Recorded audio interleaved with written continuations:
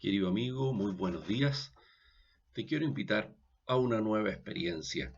Muchas veces nos encontramos con personas que dicen que no tienen tiempo para leer la Biblia. Y por otro lado, hoy día tenemos mucho tiempo. Esta pandemia ha traído tantos problemas, tanto dolor, tanto sufrimiento y muerte, pero también nos ha regalado un tiempo. Por eso te quiero invitar a que con pequeños momentos podamos leer juntos la Biblia. Así se llamará este encuentro. Leamos juntos la Biblia, la palabra de Dios en la que Jesús se nos quiere dar. Lo primero que te quiero invitar es que pongas pausa y vayas a buscar tu Biblia y la abras en el capítulo 15 de la primera carta de San Pablo a los Corintios. Te espero un momento que lo hagas para que podamos ir leyendo juntos, tú en tu casa, yo aquí en la mía. Ya lo has buscado, ya lo tienes, ya lo encontraste.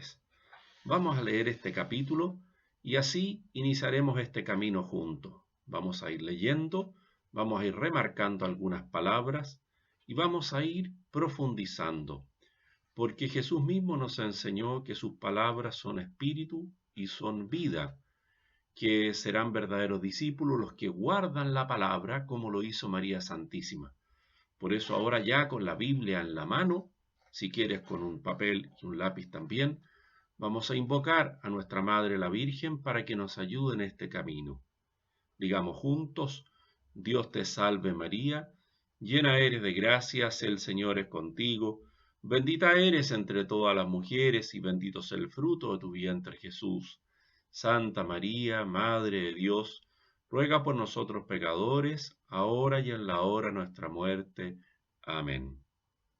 Ahora ya estamos en presencia del Señor, de la Virgen, y quiero sentarme contigo como si estuviera en tu mesa, para acompañarte un rato, o mejor, para acompañarnos juntos con la palabra. Vamos a ir leyendo. Dice al principio, capítulo 15, de la primera carta de San Pablo a los Corintios, dice: Hermanos, quiero traerlos a la memoria el evangelio que os prediqué, que habéis recibido y el que permanecéis firmes, y el que os salvará, si lo guardan tal como se los prediqué. Si no, habrían creído en vano. Recuerda, vamos a remarcar la palabra evangelio. Evangelio. Palabra muy importante. Y piensa un momento, ¿qué significa evangelio? Evangelizar. Bien, ya te acordaste. Viene una palabra griega que significa buena noticia, anuncio que trae siempre el gozo. Es una palabra del lenguaje civil, pero que se utiliza en el lenguaje de la fe. Hoy día, casi todo el mundo, al escuchar la palabra evangelio, piensa en la fe, en la iglesia, en la Biblia. Este es el verdadero evangelio. ¿Cuál es el de Pablo? Dice que traigan a la memoria el evangelio. Yo quiero que hagamos juntos eso, traigamos a la memoria el evangelio que él nos predicó. A nosotros nos predicó algún catequista, algún papá, algún cura, algún diácono, una monja, la abuelita, y dice que hay que permanecer firmes porque él nos salvará.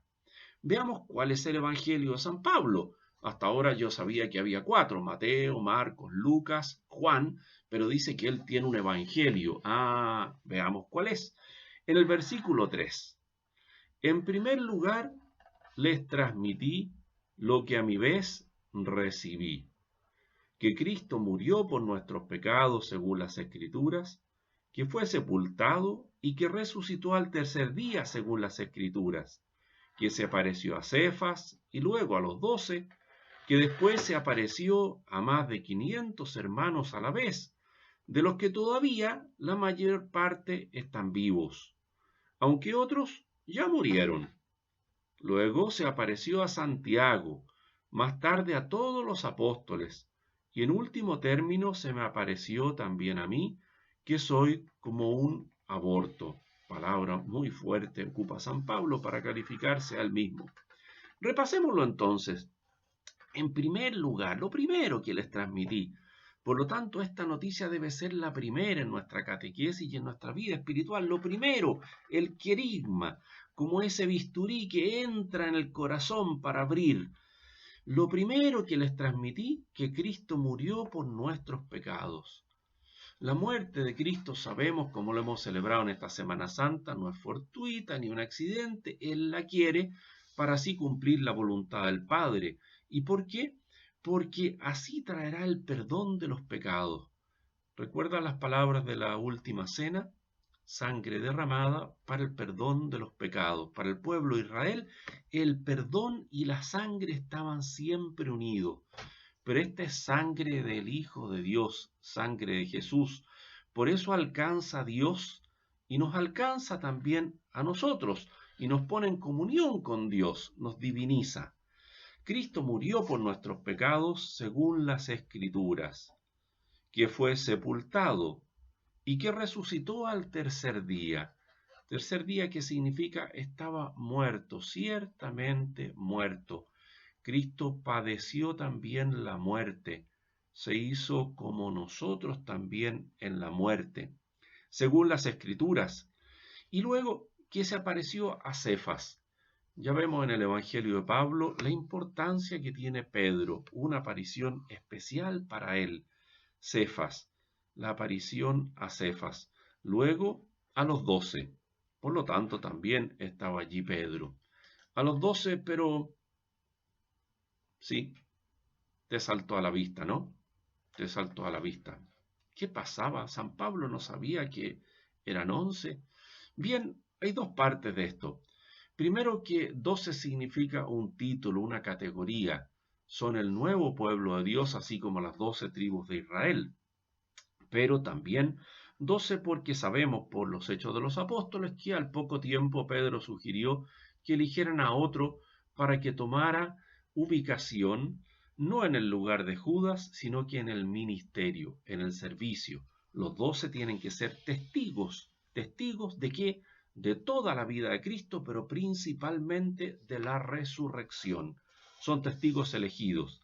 Pero sigue Pablo con su evangelio, que después se apareció a más de 500 hermanos a la vez, de los que todavía la mayor parte viven. ¿Tienes dudas? Anda y pregúntale al que vive ahí. Sí, ese que tú conoces, ese, 500 hermanos. Pero otros han muerto. Esto es muy importante. La resurrección de Jesús y su aparición comunica un principio de vida nueva, pero no nos libra de la muerte. Algunos de los que lo vieron ahí presentes también murieron. Luego se apareció a Santiago. Santiago, aparición también particular. ¿Por qué? Porque es el primer obispo de Jerusalén, pariente de Jesús, y hay que incorporar en esta cadena al pueblo de Dios también toda la familia de Jesús. Más tarde, a todos los apóstoles, otra vez, aquí ya no son los 12, sino los apóstoles. Sin duda, en ese título están también tantas mujeres como María Magdalena, la primera que vio a Jesús resucitado, después de María su madre. Y en último término, se me apareció también a mí. ¿Dónde? En el camino hacia Damasco, cuando Pablo era perseguidor de la iglesia. Él considera que ese es Jesús y Jesús resucitado. De manera que cuando Jesús aparece no vuelve atrás, no es una renovación de la vida anterior, sino que siempre será el resucitado. Como dice el mismo Pablo, Cristo una vez muerto ya no muere más. Si quieres, puedes ir también al texto de los Hechos de los Apóstoles, capítulo 9. Lo vamos a anotar. Capítulo 9. Porque allí se nos relata esa aparición de Jesús resucitado a San Pablo, en ese tiempo solamente Saulo. Continúa el apóstol. Versículo 9. Vamos leyendo juntos. En realidad, soy el último de los apóstoles, indigno incluso de tal nombre, pues llegué a perseguir a la iglesia de Dios, mas por la gracia de Dios soy lo que soy, y la gracia de Dios no ha sido estéril en mí. Antes bien he trabajado más que todos ellos, aunque no he sido yo, sino la gracia de Dios que me acompaña. Pues bien, Tanto ellos como yo predicamos esto y esto es lo que han creído. Vamos ahora a ver la extensión de la predicación de San Pablo y por qué la trae. Vamos a descubrir que ya en su tiempo había algunas dificultades cuando él escribe esta carta, antes incluso que los evangelios se escribió esta carta, ya había algunas dudas y dificultades sobre este tema de la resurrección. Miremos lo que se creía en Corinto, este puerto de Grecia, donde muchos cristianos venían por comercio, por viajes, y ahora allí también se instaura una pequeña comunidad cristiana.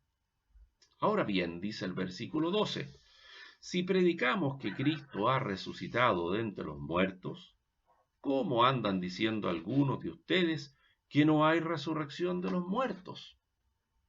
La primera duda, algunos dicen, no hay resurrección de los muertos.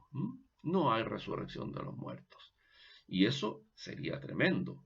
Si no hay resurrección de los muertos, sigue San Pablo, tampoco Cristo resucitó, porque Cristo al venir al mundo se ha hecho uno de los nuestros. Si no hay resurrección, para él tampoco. Y si no resucitó Cristo, nuestra predicación es vana y vana nuestra fe. Claro, es vana, o sea, infecunda, si no hay resurrección y si Cristo no hubiera resucitado. Si esos, los que andan diciendo eso, tuvieran razón, nosotros quedaríamos como testigos falsos de Dios. Testigos falsos de Dios.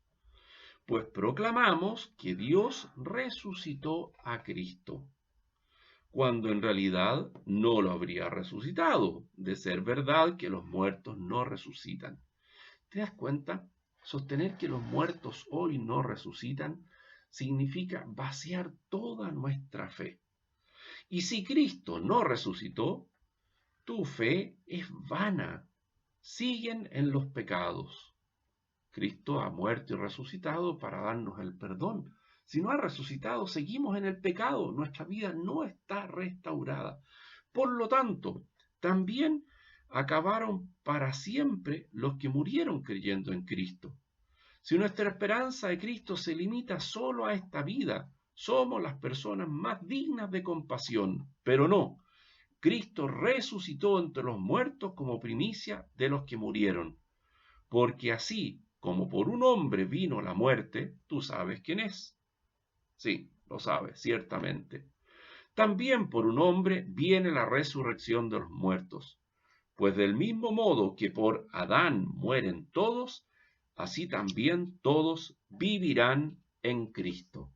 ¡Qué palabra más maravillosa! Nuestra esperanza se funda, por lo tanto, en este misterio. Te invito entonces a que vuelvas a releer este texto y hagas un pequeño trabajo. El siguiente. El Evangelio de Pablo. El Evangelio de Pablo. ¿Qué verdades contiene? Recuerda, está entre los versículos 3 y 8. ¿Qué verdades contiene? Quiero que las subrayes y que las puedas escribir. En el próximo encuentro vamos a comenzar revisando esta tarea. Por lo tanto, te pido que lo escribas en un papel y que lo guardes. Concluyamos este encuentro rezando juntos. Padre nuestro que estás en el cielo, santificado sea tu nombre, venga a nosotros tu reino, hágase tu voluntad así en la tierra como en el cielo. Danos hoy nuestro pan de cada día, perdona nuestras ofensas, como también nosotros perdonamos a los que nos ofenden. No nos dejes caer en la tentación y líbranos del mal. Amén. Que el Señor te bendiga.